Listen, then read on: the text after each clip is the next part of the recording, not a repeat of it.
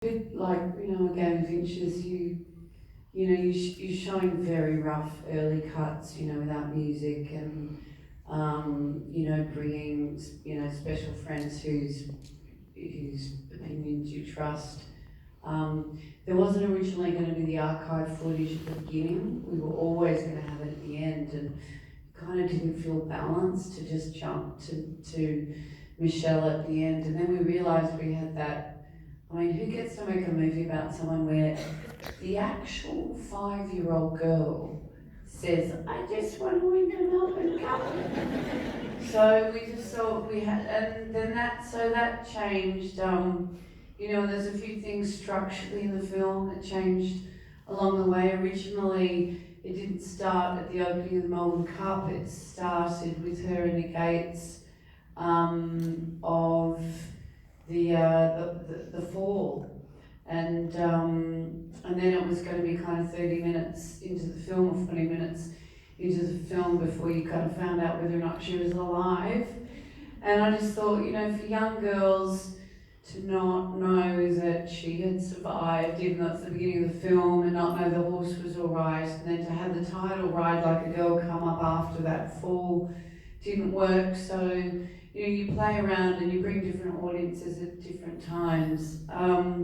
I think the most, nerve-wracking time was, that first screening that you have for complete non-film industry people. And I think we did a screening for about 50 or 60. And we were just so thrilled because it's a film made for an audience. It's not one of those kind of auteur films, that announces my arrival as a director and will be seen by 3 people in North Carlton. It plays, it's for an audience. I wanted this story to be, it's for all Australians. So, when it gets filled out by those laughs, and I remember the first time we showed it to that more general public, and the giggles that came when all the kids come out of the ambulance, because no one knows that is how Paddy drove his family around for 20 years.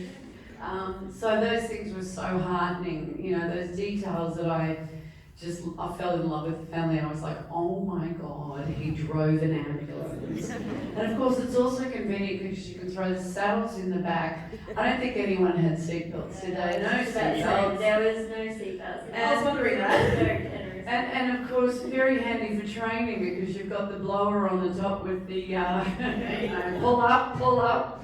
So it's a multi-purpose vehicle. It says a lot about country ingenuity. So it's just been great. And then, the most thrilling moment probably was when David Hirschfelder, who won the Oscar for Shine for the score, after he had recorded the big orchestral, and we saw it with a bigger audience with that book, and it just lifted everything to a whole other level. And that was just really thrilling. But yeah, it's terrifying. I mean, we have a lot of private investors. It's obviously a really expensive film, which is unusual for girls' stories. Often they're, the chick flicks have the lower budgets and the boys' flicks get the big budget. So there's a lot of pressure, and you just, I'm just the stakeholder of Michelle gave me a first timer, her story, that you do carry that responsibility in many sleepless nights.